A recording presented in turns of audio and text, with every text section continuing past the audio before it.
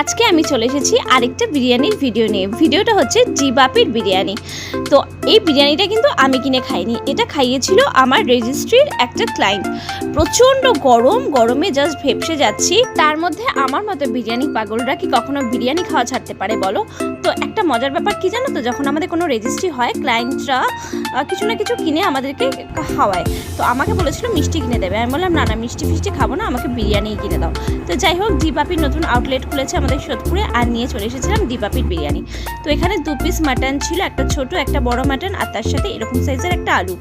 বিরিয়ানির কোয়ান্টিটিটা অনেকটা বেশি থাকে, তার সাথে স্যালাড দেয় আর দেয় একটা ধনেপাতার চাটনি। সেই ধনেপাতার চাটনিটাও প্রচণ্ড টেস্টি হয়।